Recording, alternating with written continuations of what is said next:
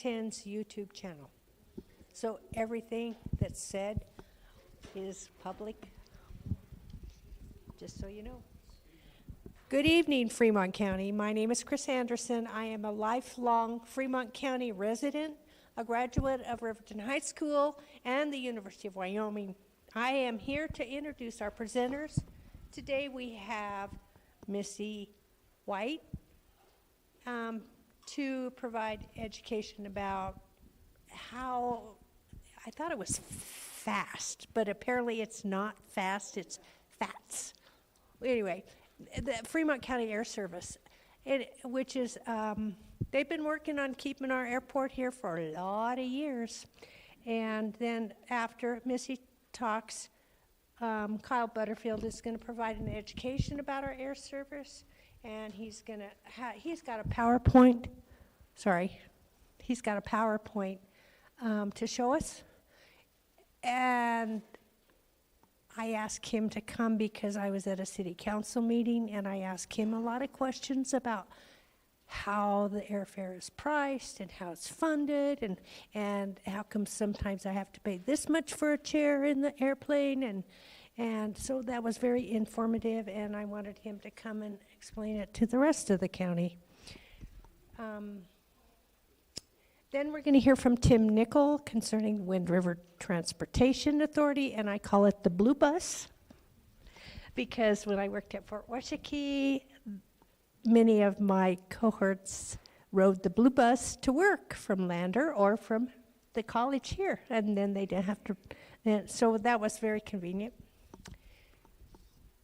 I would like to remind you that this is not an answering opportunity to ask questions on percentages going forward. The questions need to concern specific operations, not the half-cent sales tax. The idea behind this was people don't understand how our air service is funded, how our buses are funded, how our ambulance service isn't funded or is funded, and so thank you, our presenters, for coming and helping. It's all yours, Missy.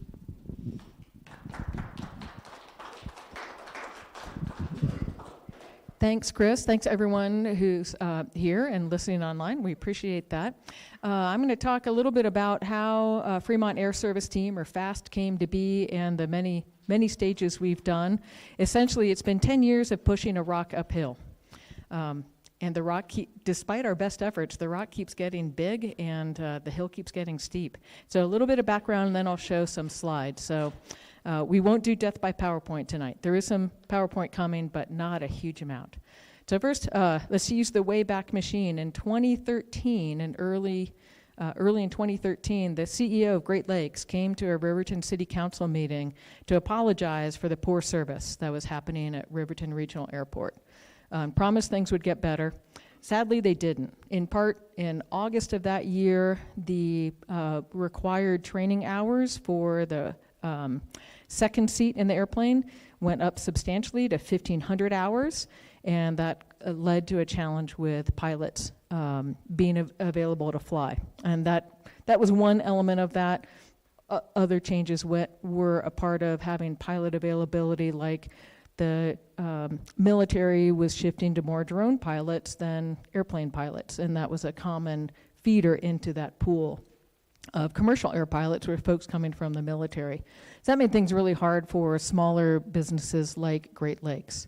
So unfortunately, the air service quality went down, and as folks started having more and more issues of, I was supposed to fly on Friday to get to a wedding on Saturday, and I didn't get there until Sunday, or I didn't get back to work, and issues were happening, led to the awareness that we needed to do something better to change air service for Fremont County.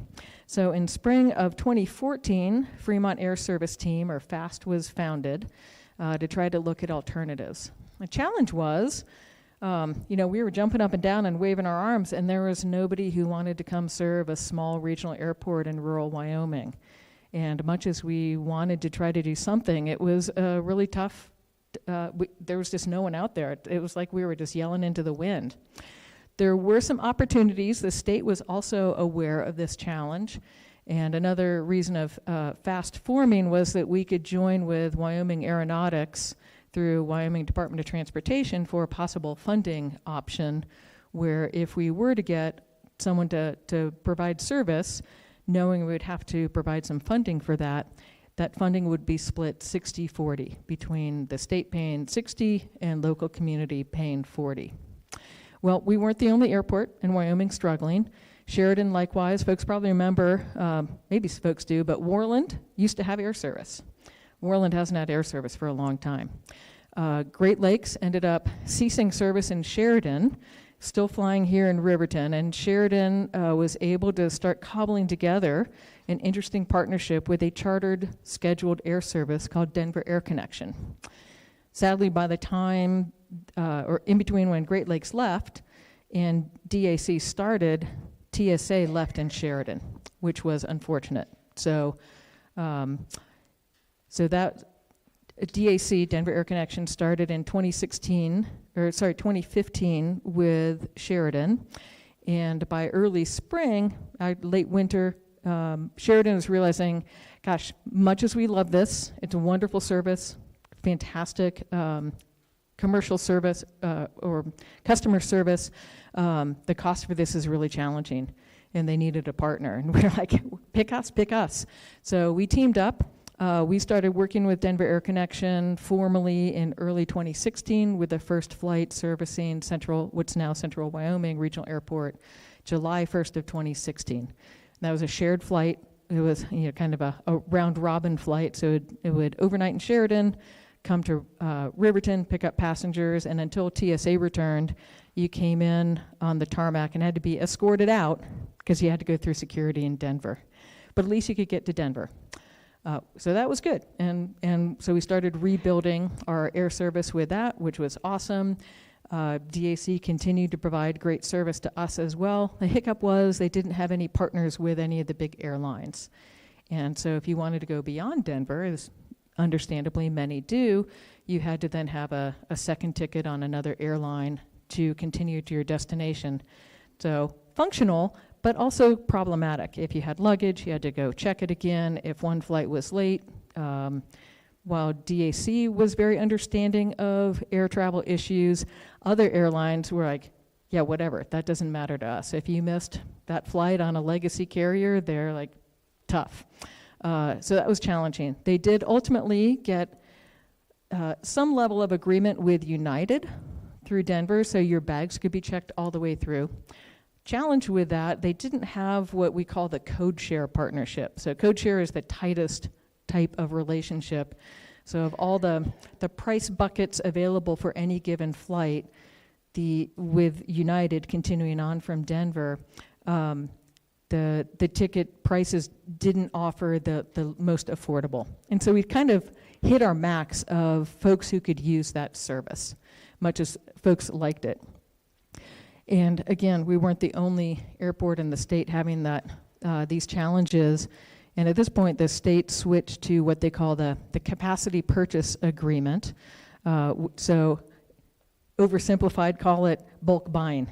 So the state was negotiating on behalf of 4 airports instead of each airport negotiating independently, which gave us a little bit more of purchase power and security in that process. So ultimately was very helpful for us. And so as a result of that, we had SkyWest join us on, I think it was like January 12th of 2020 was their first flight for that. So throughout the process, when we joined in with Denver Air Connection, joining Sheridan, we had to provide, we had to promise that to DAC that it was worth their while, essentially. Much as I know it drives all of us nuts, they're looking at why should we fly to a small rural Wyoming instead of a larger market? You got to make sure it's going to be worth our while. And that's what the minimum revenue guarantee is. So in order to do that, it was about $600,000. We'll just keep the numbers kind of even in those early years. So we had to go to the county commission, to Lander, and to Riverton governments to ask for that funding. And it was getting harder and harder for the governments to provide that funding source. And at a certain point, the word came like, look, we can't keep doing this out of our general fund. You need to find a different funding source for this revenue guarantee. And that's what led to the economic development tax being put before the public for that, with the main idea of being able to fund our transportation. So I want to speak a little bit about the benefit of what this is. So here's some numbers. Sorry, I don't have this on a slide, but I think it's interesting. So summer of 2013, as Great Lakes was starting to trend downward, got to put on the bionic eyes. These are just for the month of August. 2013, we had 1,474 passengers. In 2014, as things were really turning south with Great Lakes, we dropped to 858. In 2015, we were down to 281. Yeah, significant. So these were folks driving to Denver, driving to Casper, driving to Salt Lake, spending time, money in those locations instead of flying locally. 2016, after DAC started, we started trending back up. So 2016 had 335, 2017, 779, 2018, 703. And then once, sadly, so SkyWest started in January 2020. We're all like, woohoo, we're done, this is awesome. Like immediately jump in enplanements because they had a full code share with United, so you could get better price tickets, the full deal with your baggage going through, it'd counter your frequent flyer, all that kind of good stuff, and then COVID hit. And in in April of 2020, this is when I thought we might all have a group cry. We had fewer passengers than we did days in the month. We were just like distraught for that. But things bounced back. So 2021, as people started traveling again, 1,647 for the month of August, and this August, 2,219. So air service is definitely used, it's valued, it's part of our business travel, our tourism travel, our quality of life travel. We keep having banner years for that. Okay, so now I'm going to go to a little bit of some info here. So here's some of the things that I'll be talking about and Kyle talking about as well. So what makes SkyWest so awesome? Well, there's a number of things. So they do provide a lot of air service feeding into these major carriers, but United, as we have, Delta, American, and Alaska, and they have incredibly broad reach. So this is everywhere that SkyWest flies. One thing that I think is important to note in this, the vast majority of these lines are dictated by the legacy carriers. So meaning American Airlines says, we want you to fly from this large area, larger than what we have, to one of our hubs so that we can capture that market and get them on the rest of the way. And SkyWest has no choice in that matter. They're basically told, these are your marching orders, or I guess these are your flying orders. So SkyWest has a very limited number of, I'll call them a whole setup, planes and pilots and staff to be able to choose where they want to go. And that choice is going to be supported by the minimum revenue guarantee. So again, put yourselves in their shoes. If you've got very expensive planes and limited staff to run those planes, you're going to put them on small rural towns in Wyoming or serve a community of 70, 80, 90,000. Without us paying the revenue guarantee, they wouldn't be providing service to us. So big picture of what's happened at the airport over the years. You can see, so on this, the far left-hand side is back in January 2002, and you can see the seasonal variability. Summertime, we tend to have a lot more air travel, understandably, and you can see how things took a downturn as we were really struggling with Great Lakes performance, and before we got Denver Air Connection. You can literally see the bottom dropping out in 2020 when COVID hit, and then you can see, can I say takeoff? Is that fair game? Y'all, give me a pity laugh there. Things are real. Thank you. Things are definitely. We're continuing to do really well. So here's another way to look at it. Maybe a little bit simpler graph. So the lightest blue is 2021. A little bit. The mid-tone is 2022. The darkest blue is 2023, and 24 is in red. So this is something we've been really excited about in terms of recapturing our market, that we're getting more and more and more people flying locally. We're definitely excited about that. It is not the end-all be-all to the revenue guarantee, and Kyle will talk about that a little more in depth on his turn for that. So another way to look at it in terms of our cumulative enplanements, I think we're on track this year. We're likely to, I'm going to look over at Kyle, we're likely to tip 18,000, is that correct? Yeah, which is some of our best years ever of plane service.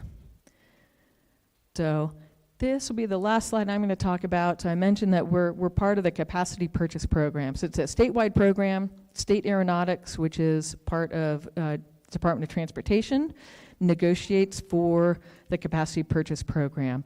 So it's Central Wyoming, it's the Rock Springs Airport, Sheridan, and Gillette. So, and again, we split the funding for that. 60% the state pays, 40% the local communities pay. So when this went out, the first contract block was for 4 years, and then the opportunity was there for folks to repeat in 3-year blocks. So we're currently in the 6th year of the contract. What we're negotiating are 3-year contract blocks at this point in time. So, and then again, SkyWest, they own and operate the equipment, and then we split the cost for that. And Kyle, I think the next one is up to you to talk about.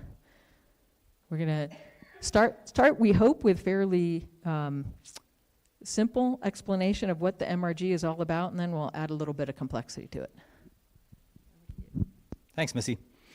And thanks, everybody. I met Missy 10 years ago, and she wasn't lying when she said she's been working on commercial air service for our community for 10 years plus. She's been the chair of the Fremont Air Service team for that long, and I want to say thank you for her service. I know a lot of you in the room. I don't know all who's watching. I do know my wife is, though. So I'm glad for that. But I am Kyle Butterfield. I'm the city administrator for the city of Riverton. When I joined the city of Riverton, I was the public works director for 8 years. Part of my assignment as public works director was to be the airport manager. That allowed me the opportunity to get involved in air service in Central Wyoming Regional Airport, to work with great people like Missy, and then we have Kathy Klein in the audience as well, who's a member of the Fremont Air Service team, and really address the problem that was brought up to me several times when I joined the city of Riverton, and that was, I will never fly out of Riverton again, period, exclamation point, curse word. Or 3. That's what I heard over and over again because our reliability was so poor. Fortunately, with the history that was given by Missy, we see that we've gained ground from the commercial service aspect. If we, as a community, feel that connectivity to the National Transportation Network is important, then the work that FAST is doing helps us receive that service. But there are certain mechanics to how we receive regional air service, and Missy touched on all that. I will try not to repeat her. I will also try to be brief so that Tim can have a lot of time. Before I move on, I do want to provide a caveat and a disclaimer. Because I'm the city administrator for the city of Riverton, I will not be advocating for or against the optional 0.5% tax. My job is to provide information. I'm very happy to also have any of you come by City Hall at any time, well, as long as I'm not in a meeting, but come by, meet with me. If you have questions, if you need information about our government, come talk to us. We're always willing to be transparent and provide information as best as we can. And that stands for any questions that come tonight. It may be that I have to say, I will get back to you, or we set a time and I can give you the information in a very thorough manner. So, to recap, my goal is to be informational. My goal is not to advocate. All right, Missy touched on this, but I think it's important to show that this capacity purchase program shows investment from the state of Wyoming. The legislature set up the capacity purchase program and funded it to the tune of $15 million. The idea was, over time, the state would help communities in Wyoming maintain connectivity to the National Transportation Network. And there are a few studies out there performed by WYDOT to show how economic development is tied to transportation and that connection that we're talking about. Specifically, I want to point to the bottom far your right side. That's a 60-40 ratio. So when the Wyoming State Legislature funded and prepared the capacity purchase program through the Wyoming Department of Transportation, Aeronautics Division, they did it at 60%. The lion's share of the cost to receive air service in Fremont County is paid for by the state of Wyoming. 40% has to come from our community if we want to maintain commercial air service. The state says we're paying the lion's share. You better belly up and pay 40% if you want this. If you don't, we'll spend the money elsewhere. That's pretty much the message I received from the state in that. Mayor Lars Baker was very critical in that. Mayor Gard worked quite a bit after the fact. Mayor Warpness has been very involved, and so is Mayor Hancock. We've got great mayors, and I love to give them credit. Okay, so let's talk about the mechanics of air service. So if a regional market like ours would like to receive air service, there's a few things that go into that revenue guarantee. The capacity purchase program requires a revenue guarantee. How is that calculated? Really, there's three components. There's a dry cost, which is broken into what we call a block hour. This dry cost is the cost to operate the plane. That is the plane itself, that's any costs associated with gates, personnel, everything else that you kind of see listed there. So all the costs related to air service for our market is broken into what they call a block hour. It's reduced down to an hourly rate. When we look at the block hour rate between, or the time difference between Riverton and Denver, that's about 1.3 block hours. So it's reduced to a rate by block hour, and it's about 1.3 on average between here and Denver. Now that fluctuates when you have a good tailwind and you are less than that 1.3, but it can increase if you have bad weather and you have to circle Riverton or Denver before being able to land. So you take the dry cost and then you add also the fuel cost. Fuel cost is what makes the plane go, obviously, and by our contract, it's at actual prices. So whatever the cost of fuel is at the time of the flight or the day of the flight, that is what we pay as a community, and that's what the state pays. The third variable is the revenue. So 1 and 2 are expenses. The third is revenue. And I listed it as revenue from tickets, but you need to think about it two ways. First is the number of passengers per flight. We refer to that as the load factor. How full is the plane? 70%, 30%, 50% load factor of the passengers on each flight.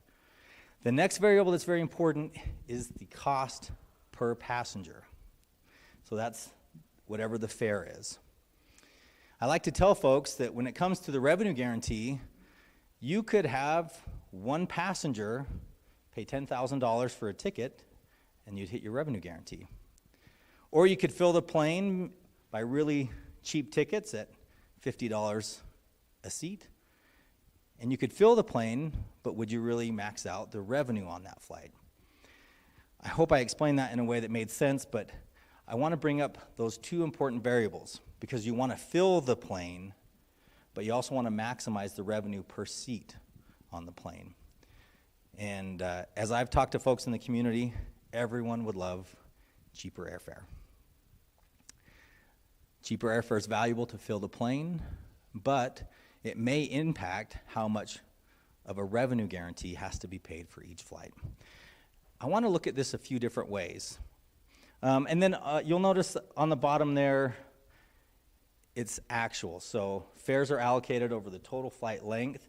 And I want to explain also, we don't just fly to Denver from Central Wyoming Regional Airport. You can connect beyond. Shoot, I had the opportunity to be in Pittsburgh about 2 weeks ago, flew from our local airport, and I connected beyond from Denver to Chicago to Pittsburgh. Now there's a revenue component to that, and it's a prorated fare. This is an agreement between SkyWest and United Airlines. I won't spend too much time explaining it, but if you look at the bottom line there on the slide, when we think about revenue beyond Denver, it's prorated.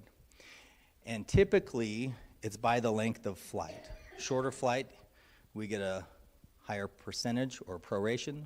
Longer flight, we get a lower proration, and that's based on agreements with the legacy carrier. All right, let's look at it a different way again. And this goes more into the contract that's related to how air service is provided here. We have a contract that addresses each fiscal year, and it establishes a not to exceed, budget.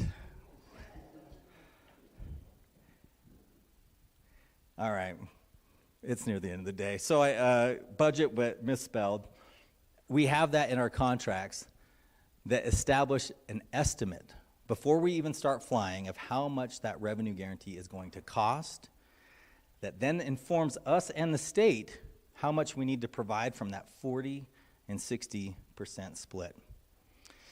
And I think it's just important to note that these are, while we have a budget that establishes the contract, we are charged or invoiced on actuals. So if there's no flight, there's no cost.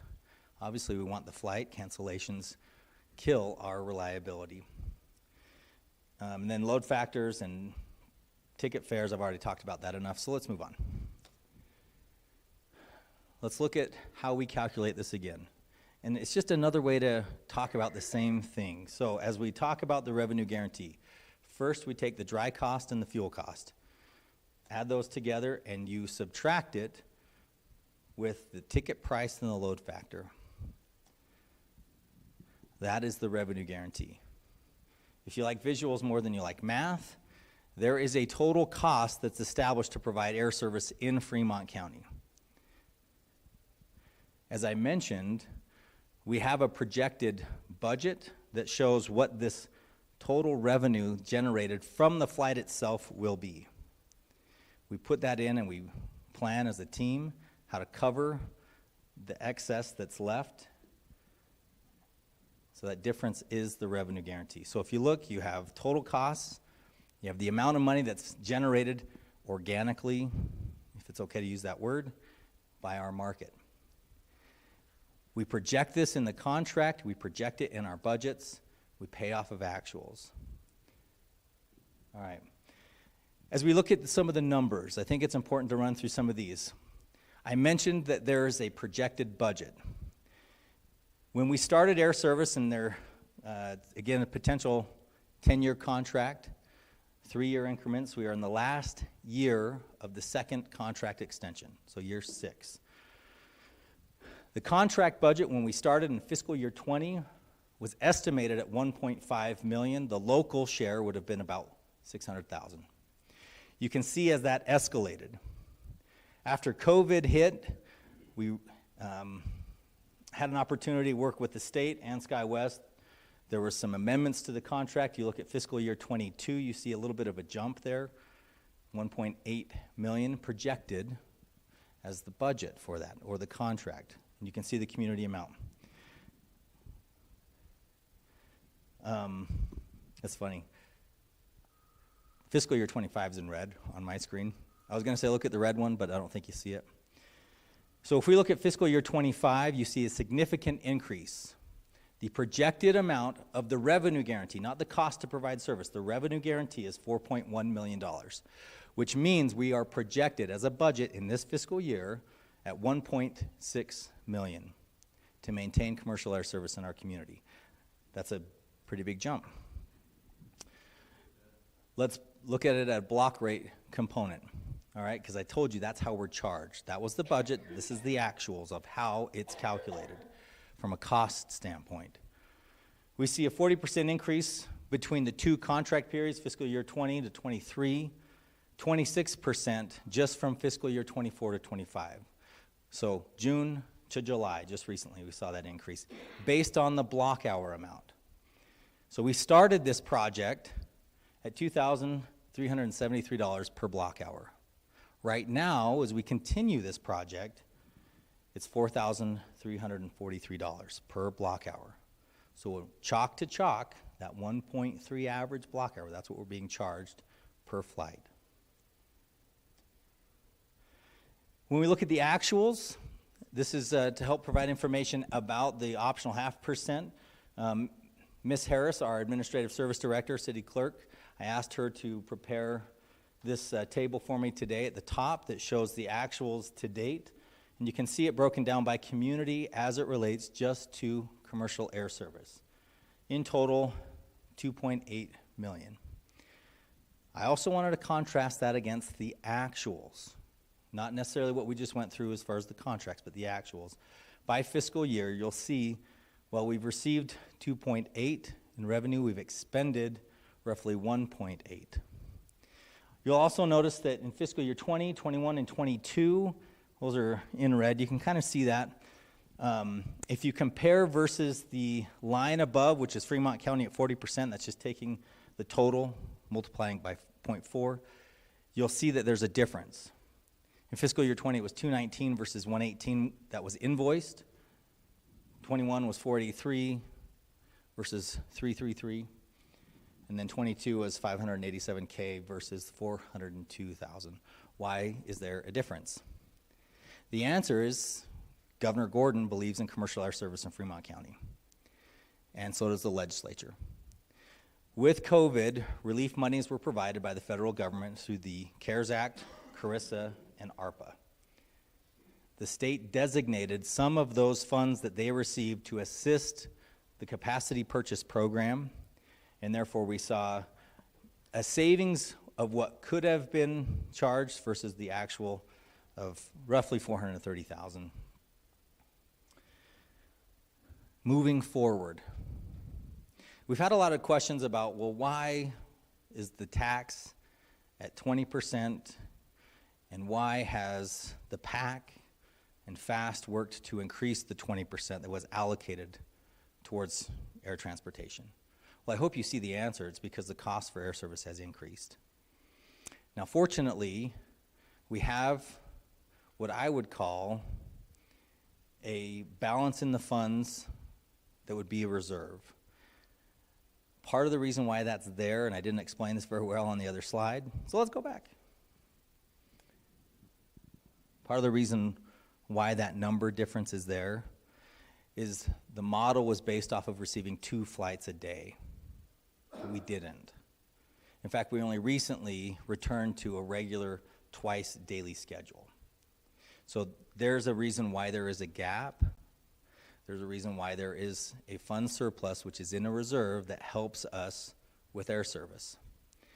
When SkyWest was deciding how they were going to allocate the resources that they had and whether they would consider Fremont County and Sweetwater County to receive its second flight, FAST and the city of Riverton was able to say, we can be a good partner to you because we have these funds in place due to the optional 0.5% tax, that fund balance or reserve. That helped us get that second flight back because SkyWest viewed us as a stable partner. Moving forward, I think the question we should probably ask is, can we anticipate a fund balance moving forward? I cannot predict the future. But what I would say is if I look at just the fiscal year right now, and I've got 2 tables, the one on your left represents that budget scenario. The one on the right is our actuals to date. I want to point out a few things. As we were preparing our budgets for commercial air service in fiscal year 25, we were anticipating a subsidy or a revenue guarantee of roughly $300,000 a month in the summer during our high travel months. I just got this email today, this accounting, and I know it's kind of hard to see. I'm sorry for those that are squinting in the back. But if you compare what the projection was or that budget versus the actual, it is about exactly right.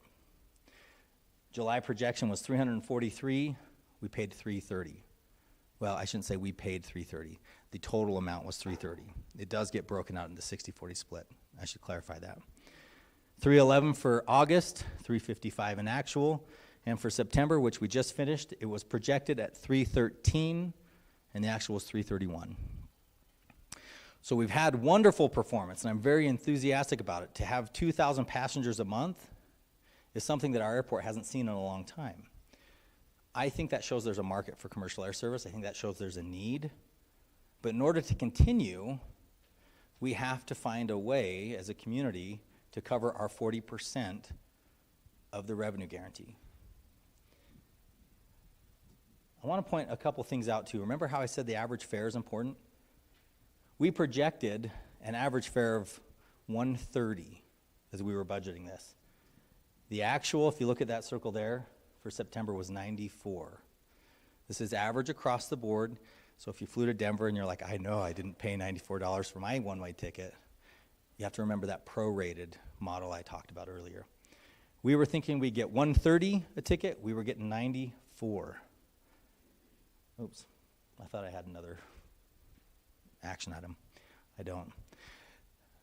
What's valuable is we had a higher load factor than what was predicted. So if you kind of look at the model here, load factor percentage, we were thinking we'd get 62% across all flights. We had a higher load factor. So it helped offset the lower revenue generated by the ticket fare by having more people on the plane. I hope this helps at least illustrate as we move forward, there is a need to cover the cost of commercial air service. Thank goodness we had some months where we were able to have a fund surplus, or we were able to put money into, I would say, a reserve, because it helped us get the second flight. It's also helping us cover unanticipated variables as we move forward. But as we move forward, we're kind of hitting the model. After we finally got the second flight, we're hitting where we were. Okay, that's, I hope, helpful to all you. I wanted to get heavy into the numbers. I wanted to get heavy into how the mechanics of a revenue guarantee work, and the fact that it's part of the contract that we have. With that, I think it's Tim's turn. So I'll turn the time to Tim.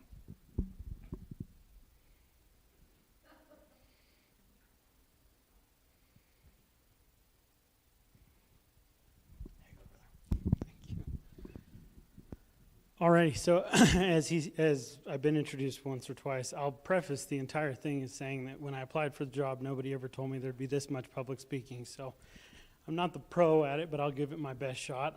I've come here, I'm about in my 11th month now, back in Fremont County. I graduated from Lander, which I'm assuming is that direction at this point. Then went to the university and then stayed there and didn't come back. I helped work in the transit system there, helped rebuild it post-COVID.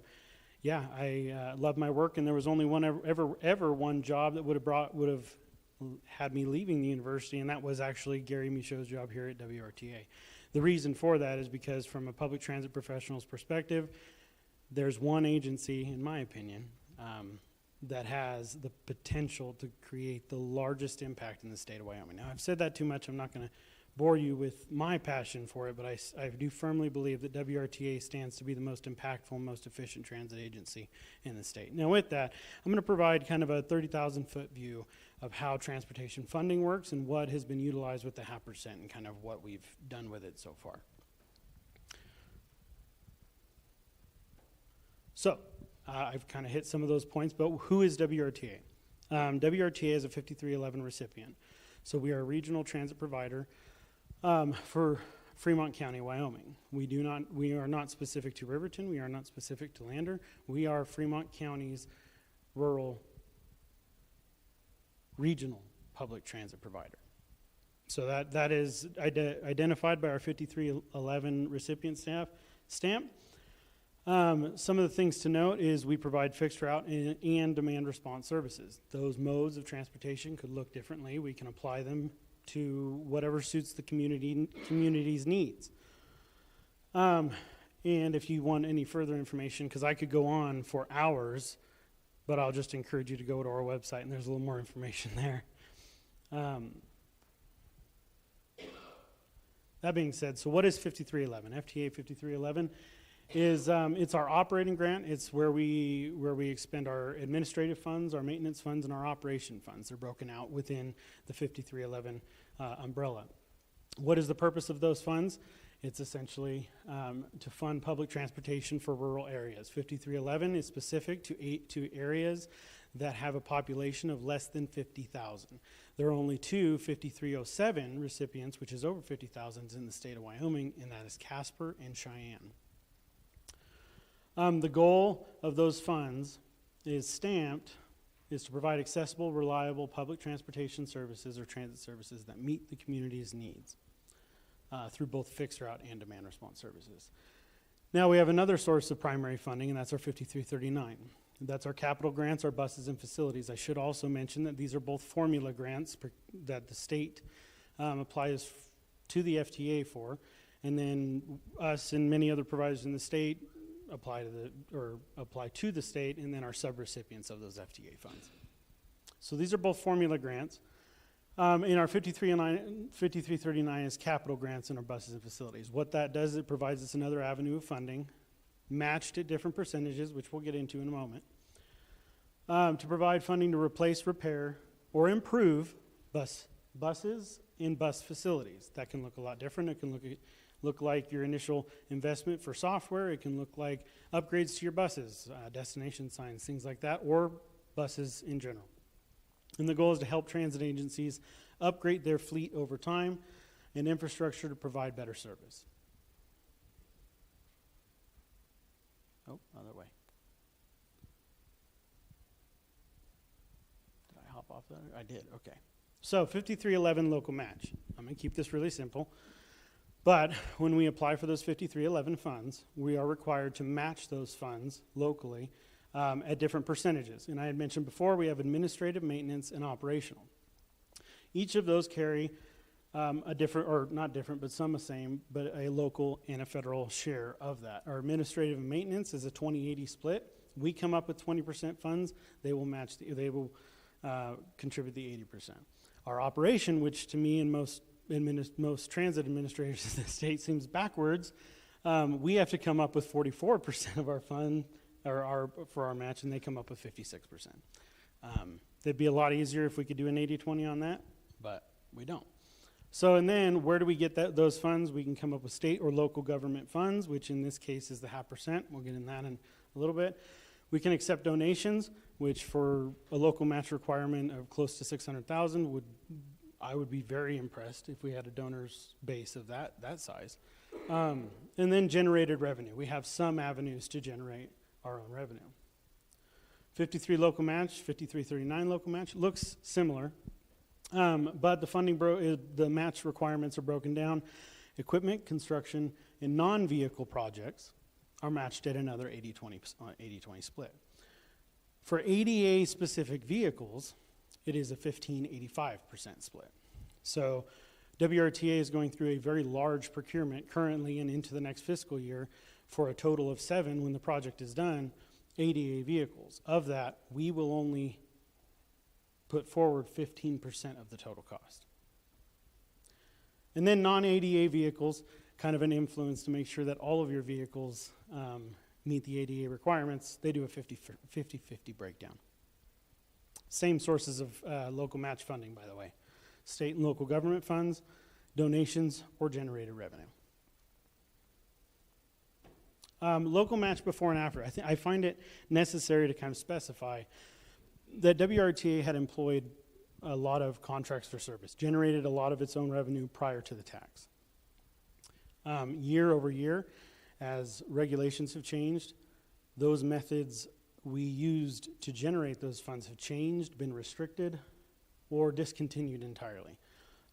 Specific to that, charter services, I'll say that 60%, I believe it was last year's FTA audit numbers, 60% were charter service findings, meaning that you have public transit entities that are engaging in charter services, otherwise a privatized service, utilizing public funds or utilizing public equipment in some way. So FTA frowns upon that, so can't do that. Contracts for service. Some contracts for service, there's an appendix which lists many agencies of recipients of other federal funds that you can provide contracts for service to on a very specific basis. That list has continued to grow shorter.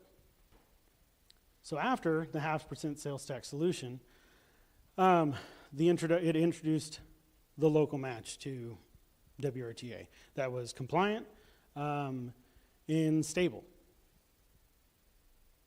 So how funds were spent. Going through the last 3.5 years or so, we've had several capital investments. One thing that I've mentioned is that prior to this tax's implementation, the infrastructure, from what I can see on paper and through numbers, was incredibly deteriorated, was incredibly depreciated. There was leaking roofs all over. There was a fleet with over 3.5 million miles, cumulative miles on it. So, over the last 4 years, a lot of the dollars we've seen utilized for capital investments. There was the first service truck since WRTA took over the regional transportation, procured 2 years ago. First service truck since, I believe, 1996, I believe.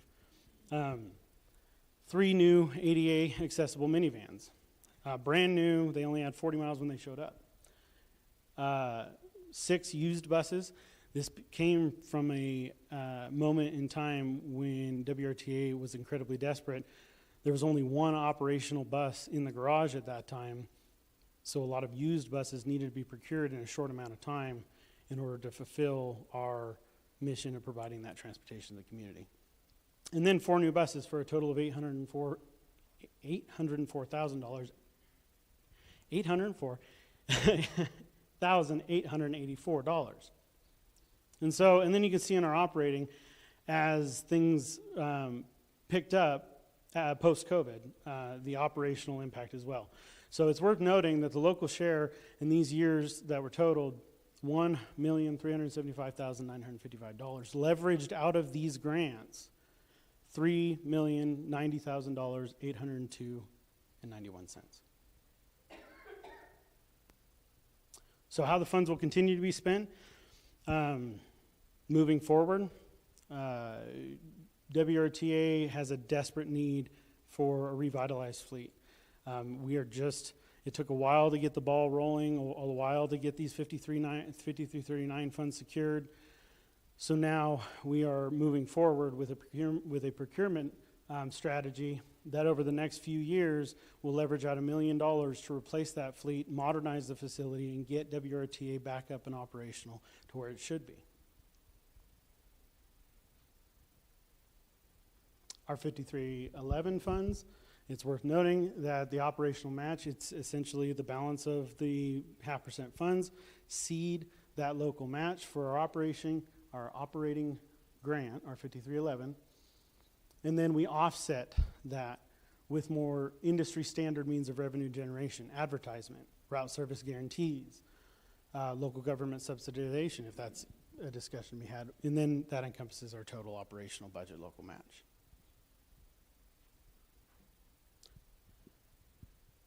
And back to you, Kyle. No.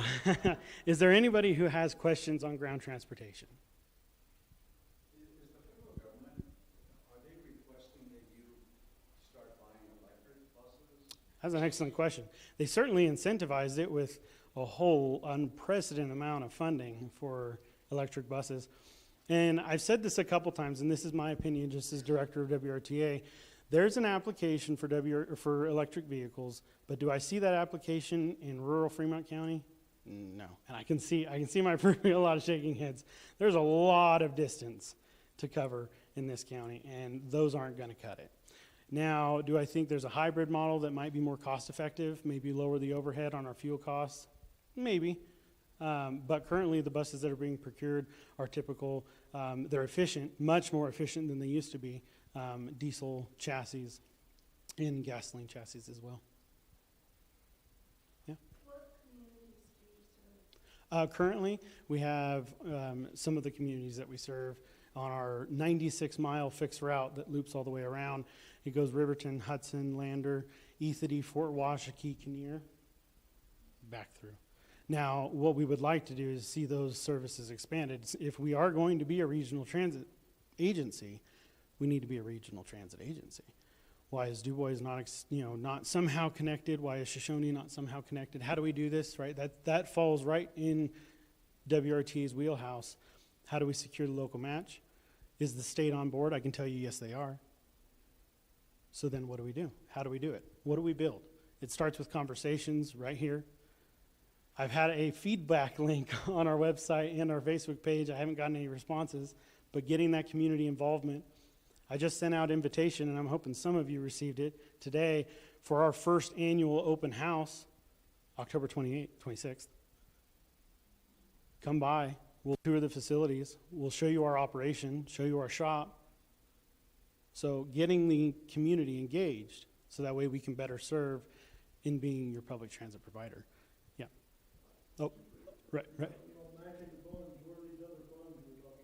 Excellent question. So there are some contracts for service that we are allowed to maintain. We hold a contract to provide Head Start transportation. That generates revenue that we can then utilize as local match. We can hold contracts with agencies like Job Corps that have other sources of federal funding, ways to utilize that of providing services to other federal agencies or on the qualified list on the appendix, and I'll send you the 30-page document. It's a bunch of fun to read page by page, but you can go through and you can provide services on there. There's a one downside to providing contracts for service in exchange for generating revenue, is that every resource that you put in to fulfilling that contract, what is it doing? It's taking away from what could otherwise be serving public transportation. So there's a cost to it. There's a cost to it. And another question I've had is, why doesn't every passenger just pay their way? Does anybody have an idea or a guess? I'd be very interested to hear a guess on the cost per passenger if we exchanged and tried to break even our entire operation. What? It's $44 per passenger. Every time you'd hop on a bus, $44.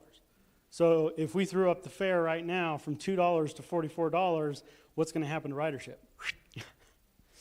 So then we cease to exist. So it's an excellent question. I've heard it multiple times, is why isn't this self-sufficient? Why aren't people paying their way? Well, they are. They're helping maneuver that. But here's an interesting element as well of public transportation funding. Every dollar that's put in the fare box, can I use that for local match? Should be able to. I can't. So essentially what it is, and similar, I saw your diagram on the revenue guaranteed. It's very similar to that.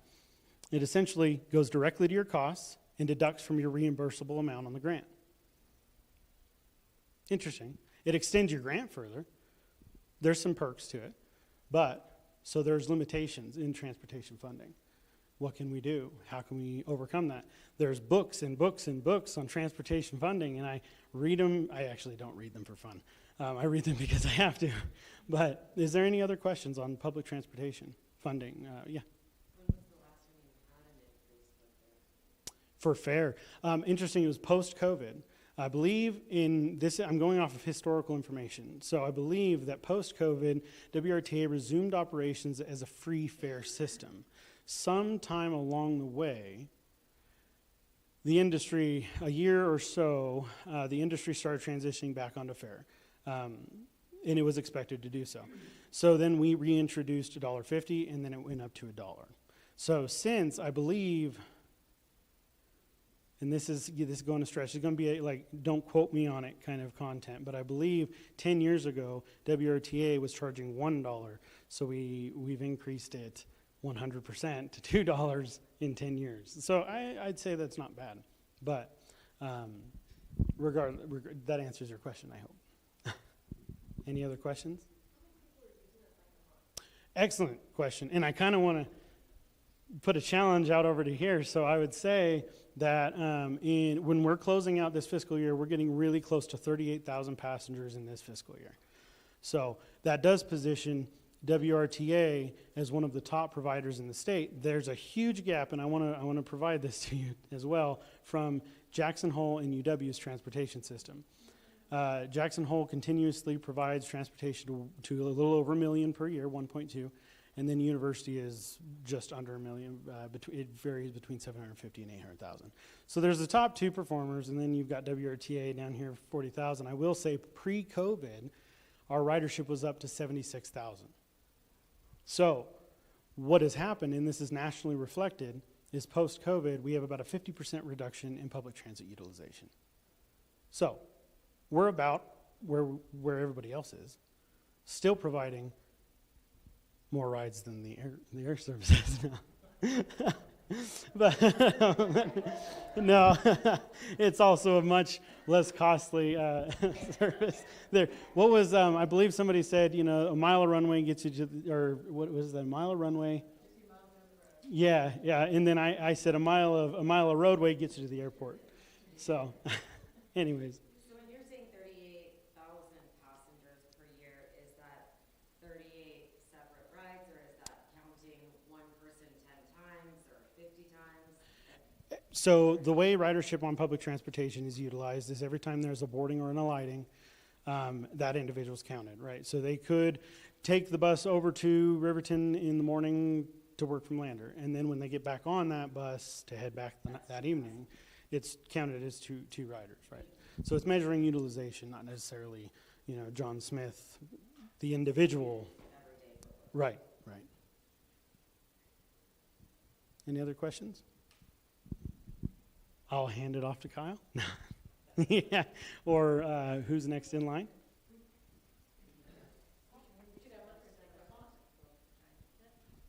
Thank you very much, by the way.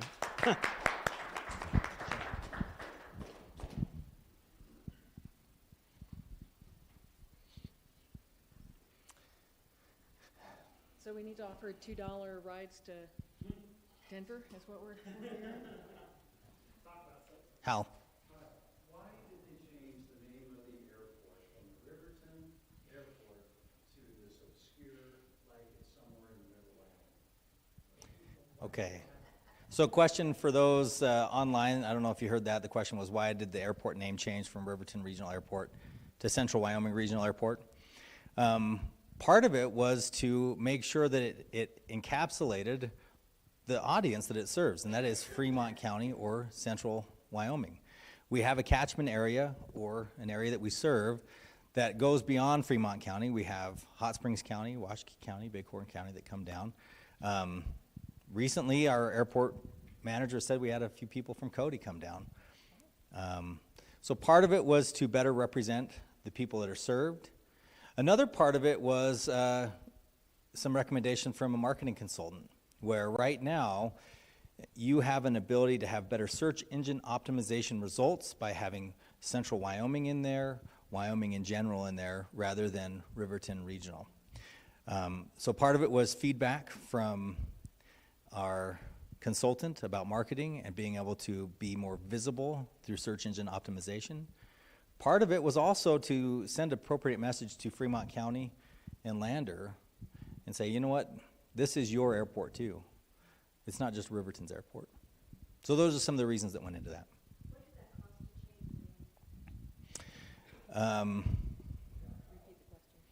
to change? The question, thank you, was what was the cost to change the name? It was very minimal. I'd have to look it up and let you know. As far as changing it with the FAA, that's just a bureaucratic process to change it from one to the other. The other cost was we changed the lettering on the outside of the building, and I don't remember how much that cost off the top of my head. And the other was we hired a consultant out of Lander to update the branding for the airport to say Central Wyoming Regional, but it was very minimal.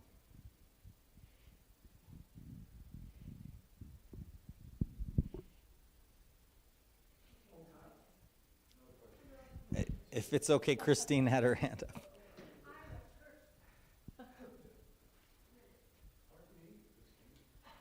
My question to begin with to you a long time ago was, how come I got to pay a whole bunch more for that airplane ticket than in Denver, and then have the free ticket again? It was quite a bit more. And you said it, and I had to sit in the back, and it was, and you were talking about how you managed to price the seats optimally so that if you want to sit in front, I mean, I know when I fly the beach airplanes, I want to sit here, I sit here, I have a longer leg room, I sit here.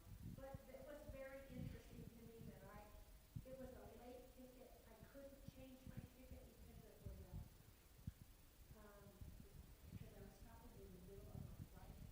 And it was a lot more than my recent ticket. Yes, absolutely. So the question was, what goes into ticket fares and why we sometimes see variable prices. Part of it is revenue optimization. SkyWest has a revenue management arm, and their goal is to optimize the amount of money that's gained on each flight and the number of people on that plane. Part of revenue optimization is to look at who's flying. Typically, it's broken into two classes, leisure and business. Business is close-end booking, leisure is typically far-out booking. So if you book in advance, 60 days, 90 days if you're very well planned out, you'll usually see a lower ticket fare because the idea, and they call it buckets, they have classifications for pricing by buckets. They have a certain section of the plane that starts to fill at a certain price point. So as you have more advanced booking, you usually see a cheaper fare because you're trying to fill the plane. But as the plane is getting more full, one bucket of seats close or one pricing option close, another opens up, and it's usually a higher fare because it becomes more of a commodity because there are fewer seats. And I guess I'll just call the spade a spade. If you are close into a flight, usually it's you have to fly, your business needs you to get somewhere, and that is a premium cost because the plane is already filling up. I hope I explained it as well this time, maybe not. The other thing to think about is you're dealing with now a very good thing in Fremont County, and that is you can book through United.com, especially when you travel beyond Denver. Previously, when it was Denver Air Connection, and we kind of had the history from Missy, you had to book two separate legs, independent of each other. Your Riverton to Denver leg, and then your Denver to wherever leg, and you had no throughput. Right now, you see a cheaper price because you're not booking the sum of two fares, you're booking one fare. But there's still this component of revenue optimization. The idea is once the plane door closes, you've maximized the most revenue for every seat possible. I hope that helped answer. Mr. Herron. When you were going through the revenue, that was very instructive. How you break down the revenue components on the map. My question is, what about the logistics of actually running the airport? So, plowing the snow, somebody opens up the door, lighting, is anything figured into that? Not a penny. So the optional 0.5% does not support airport operations. It only supports commercial air service. The cost to run the airport as a Part 139 or a commercial service airport for operations generally ranges about $700,000 a year. When you add capital on top of that, obviously it's greater. So it's a completely separate cost center to run the airport than it is to have the revenue guarantee. Who pays that? Who pays it? The city of Riverton pays that. And I should say the revenue generated by the airport also helps pay it. That $700,000, and I'm using rough numbers, in operating costs is offset by operating revenue at the airport by about half. That revenue is from fuel sales, leases, landing fees, and then other fees that we can charge our tenants at the airfield. The FAA has a grant assurance with the city of Riverton that the airport should be as self-sustaining as possible. So we do charge fees for our leases, we charge fees to SkyWest, and that covers about half of the operating cost. The other half comes from the general fund of the city of Riverton. But you can park for free. We do not gouge our customers with parking or Wi-Fi. It is important. Shoot, if you pay for parking at one of our peer airports in the state, it's quite a bit more. Mr. Diltz. Is there still the 10,000 thing, $9 in that gas? Yep. Question was, is there a $1 million grant opportunity available from the federal government? The answer is yes. That goes to capital improvements. And it just increased to 1.3, by the way. So if you have a commercial service airport and you have traffic above 10,000 passengers a year, the FAA says we're going to slap you with a lot of regulations. That's what the federal government does now. To their credit, they're also trying to keep us safe, right? You're flying in a metal object in the air, and you're trying to land. And so the FAA does have a few things to say about that. But to the credit of the FAA, they say, we're going to give you all these requirements, but we're going to give you some money to make sure your airfield meets the requirements. And that's through the Airport Improvement Program. So at 10,000 passengers a year, the airport has, to use a terrible term, an entitlement to 1.3 million, used to be $1 million, that only goes to capital improvements. So that's to make sure our runways are safe, the lighting is safe, the aprons and taxiways all work. Long answer to a quick question. Sorry, Jerry. The question is, what's the match on that? The match is very good. Previously, before the FAA reauthorization bill, it was 93.75% that came from the federal government. The state covered 3.75%. That meant that when we spent roughly $15 million to redo our runway roughly 8 years ago, the city of Riverton paid 2.5% on that project. That's amazing. Now the ratios have changed a little bit with the FAA reauthorization bill, but it's going to be roughly 2.5% for us still. So I hate the federal government for regulation like we all do, but at least with the FAA, I shouldn't say hate. Can you scratch that? We just lost a grant. I know somewhere we just lost funding. It's like an angel lost their wings. Anyway, I love the federal government, love regulations. But the point is, at least the FAA helps pay for these improvements that they say you shall have to operate commercial air service. Yes? One of the narratives that I've heard flow through our community is that unreliability and lack of flight services. What is the growth potential of adding more than we just got 2 flights back? What is the growth potential in that respect of adding more flights? The question was, what's the growth opportunity to add more flights out of Central Wyoming Regional? I don't know. If I were to anticipate, what we'll likely see first as far as growth potential is a larger aircraft. Right now, the industry is phasing out this CRJ-200, the 50-seat jet that we're currently served by. Its revolutions are basically meeting its maximum that's required by the federal government. It will go to the airport or airplane graveyard at some point, and we will have to upgauge. So I would predict that we would probably see an upgauge in aircraft before we see additional flights. Now, if we can get an air carrier that would provide multiple flights above 2, we'd take it in a heartbeat. But they would say, you've got to guarantee it. And then we'd have to, as a community, cover that guarantee. What is that? So when you're talking about contracts and those types of things, is there a number that might have been discussed? We're at 2,000 last month, right? Mm-hmm. So is that number average 3,000? Is that as far as ridership? I don't know if I could. I don't know if I could answer that. No, not that I'm aware of. I think we are showing that we have a market right now. We're sitting roughly at 70% load factor. I'm sure if we could show 90% load factor, we'd be able to make a strong case to an air service provider that we have a market here that will help them make money. And I hope I'm not bouncing around too much. The other point we have to make in Wyoming is not population, because by the way, we lose on that. We have to say, though, we will give you the entire market share of Wyoming. So if you can, as United, capture Wyoming to then throughput to other airports, that's the value we propose at Wyoming. We'll never compete with a larger state, but we can with an airliner and say, we'll give you the entire market share of our state, pretty much. I got sidetracked there. But we can argue a few points to airlines. The other thing that we have to also be aware of is airlines are very constricted right now.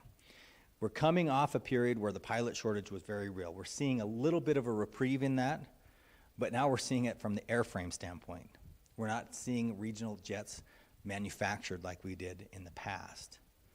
That's why this upgauging component, upgauging of airframe, is probably a likely reality in the next 5 to 10 years, because there are fewer planes being manufactured that the 50 or under. The ones that are in service will soon retire, and airlines are all about capacity discipline, meaning we want the cheapest cost for every route with the maximum amount of passengers, and if it costs the same to run a 50-seat and a 75-seat aircraft, you, as an airliner, will pick 75 because it's more revenue potential. Can our airport handle a bigger plane? From an infrastructure standpoint, absolutely yes. We have a great runway. It's longer than Jackson's, by the way. So take that, Jackson. From a terminal standpoint, our hold room's too small. We've applied to some federal grants to expand our hold room. Right now, if you've been in the hold room, it barely seats the 50. We need to, it's cozy. I need to give you the mic. So yes and no, we need to expand the terminal in order to accommodate larger aircraft. We'll see. Depends on the question. It might go right back to you, Kyle. Did I understand it correctly at the very beginning? What percentage of the 0.5% revenue is going towards the airport and public transportation? Or did I not ask that? Yeah, think we can answer that one. So the question is, what percent of the half-cent excise tax goes towards air service? So the ballot language was that 30%, 20% goes towards commercial air service, and 10% to ground transportation. Well, that's what's stated in the ballot language. So as we being Fremont Air Service team, were looking at our finances, which again were benefited by the COVID funds that got us into the green a little bit, but looking at the expense of adding a second flight per day, that Fremont Air Service team went to both the Riverton Economic Development Group, EDGE, for additional funding, to the county to move, and also to Lander Lift Committee to get that extra in the bank so that we had sufficient funds to match the required revenue guarantee for when a second flight started. So got ahead of the curve with those fundings, and now we're spending that down. And I'm sorry, I'm uneducated. Is this the same percentage that had been being contributed before from the 0.5%, or has it increased? That the additional funds from Move, Lift, and Edge, that was a one-time request. So it stayed at that 20%. Yep. So, and just to clarify, the ballot language for the optional 1% tax has not changed. Ballot language is 70% at the discretion of the local governments, 30% for transportation. The local governments have an MOU in place that says of the 30% for transportation, 20 will go to air service, 10 will go to ground transportation, which part of it goes to WRTA, not all.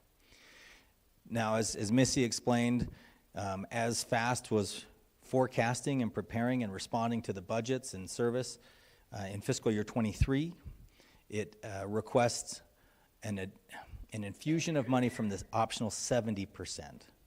So in addition to the 20% that's provided for air service, the team went to Edge, Lift, and Move in fiscal year 23 for additional funds so that we could have enough to match what was projected.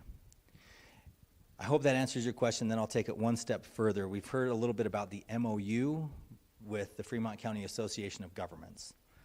The Fremont County Association of Governments was the group that first established how the 30% would be used, 20 and 10. And then it also dictated that of the 70%, the local governments would utilize a steering committee, a recommending committee, which led to Lift, Move, and Edge in each of the communities. Recently, there has been some proposals by the PAC and then also a vote by Fremont County Association of Governments to amend some of the percentages of the discretionary 70%. So that's within the allowable 70% by the ballot language, where the governments have the ability to decide how they break that up. The MOU of Fremont County Association of Governments, which has representatives from each local government, said, well, we will amend how we're breaking up that 70%. Part of that was to provide more dedicated funding to air service, because the 20% does not generate enough to cover what our current contract matches. And I'm sorry, yeah, the projected cost. So, and it's okay. We first saw that as about receiving 600K. It's receiving 800 to 900K. But if we're at 1.6 million, as it's projected in fiscal year 25, we're woefully short. And that's why the added percentage of the 70% was proposed in that MOU. Thank you, Natasha. I hope that answered. Excuse me, say that one more time. It's 20% on the ballot now. The percentage for going forward is 43%, correct? No, the ballot is 70% discretionary, 30% for ground transportation. But the new MOU that would be proposed if this passes is 43% for air, 17 for ground, 20 for ambulance, and 20 for private sector. So, and just so folks that are watching, the question was, does this new MOU adjust the ballot language? And it was run through the increase for air service, an increase for ground transportation, and an increase for ambulance. The answer is no, it does not change the ballot language. That MOU is an agreement between the local governments on how to utilize the 70%. That's all it is. So when we talk about this MOU that first came into play and now was recently amended by FCAG, all it does is create an accord or a majority of FCAG members to say we will utilize our discretionary 70% funds in this manner. The ballot language empowers the local governments to utilize the 70%. The local governments through FCAG and through that MOU are saying we will use the 70% in this manner. So I hope that helps answer your question. It doesn't change the ballot language. It doesn't change the 70 or 30. It just says the governments have agreed by majority through FCAG that they will utilize their 70% discretionary amount, which they have every, I guess they are empowered to utilize as they see fit. They will utilize it in a way to add more money to air service, add more money to ambulance, add more money to ground transportation. I'm so sorry, I couldn't hear that. So if it passes, they won't do that. I mean, it's still discretionary to do that 70% that way. What I would say is the local governments are empowered to utilize the 70% as they see fit. The MOU it comes out of Fremont County Association of Governments, which has a representative from each of the local governments. If the tax passes or if it fails, I don't see that personally as a trigger point as to whether this MOU comes into play or not. The MOU has already gone through FCAG. It already passed by a majority vote. But as one who worked for a city council, a previous council cannot bind a future council. And a council could say, we want to go back and look at this MOU. But by the ballot language, what the people are approving is 30% for transportation, 70% that empowers the local governments to utilize it as they see fit. What the PAC has done, what FAST has done is basically communicated the 20% that is received for air service does not match the projected cost of air service. I talk too much. Please take it over. I do appreciate that response from Carl, but I do want to edit the as seen fit. It is still required to be for economic development purposes. So it doesn't mean we're going to, well, I won't get into all the ways it could be used. So, right, can't be whatever. So it still has to be for economic development, and each of the 6 municipalities and the county, each entity had the opportunity to vote for or against the revised MOU for that. But again, it has to be used for economic development. So whether the pitch was made that one of the building blocks of economic development is infrastructure and transportation, and that's the thought between ambulance being one of those necessary services, especially in a rural area, to be able to provide emergency transportation for healthcare needs. Yeah, fell in the green. Did I hear that right? So people could actually vote this down and it would still tax up? If the half-cent tax were not passed by the majority of voters in Fremont County, then that tax would go away.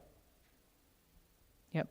So I think it began in April of, let's see what, I gotta do that. So let me do it this way. It will continue through March of 2025 based on the previous ballot.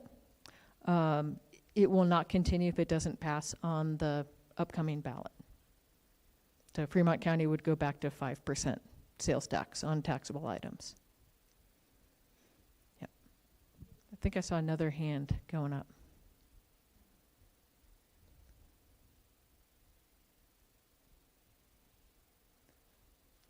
Wow. So the test is my wife still watching this? I will check when I get home.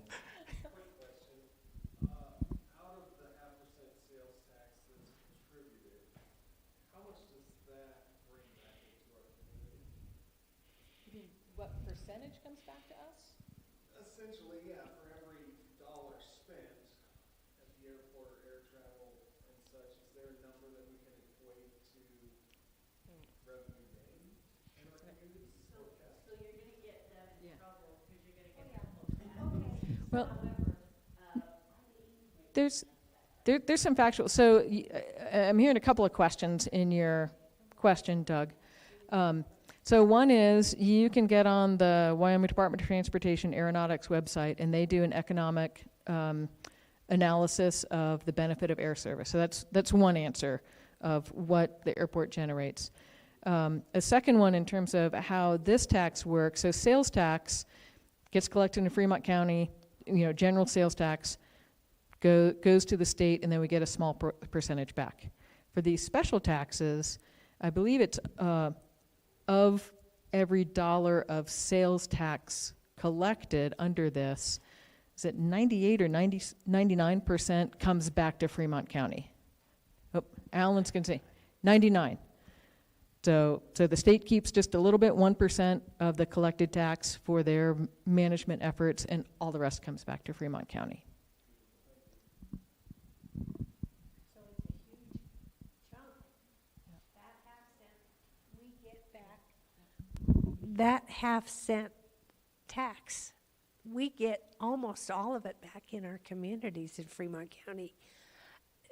That's not true of all the other sales taxes. And I thought some people think that a half-cent is a lot, but we figured it out. Somebody told me it was $5 a month and I shop. I shop online. I pay taxes online with my Amazon accounts. So the return on that is huge in our county. Our regular sales tax goes to the piece that they get out of the 5% goes to the majority of the state, and it pays for Cheyenne. All right, last call for questions. Yes. Where do you go to find out what the vote was on this? Great question. So the question is, where do you go to find the election results from the previous ballot, 2020? So you would go to the Fremont County, Wyoming website, and then go to the clerks tab, and then the 2020 election, and then you can see it by, they've got it arranged all kinds of ways, by precinct, by blah, blah, blah. So, yeah.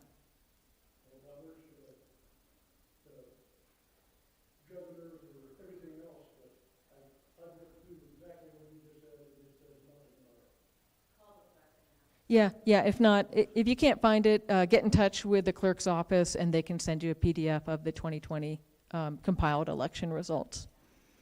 I'll get that to you. Yeah. Well, awesome. Thank you, everyone, for coming. Thank you, Chris, for making this happen. Much appreciated. And I'll reiterate what Kyle said. If there's any other questions,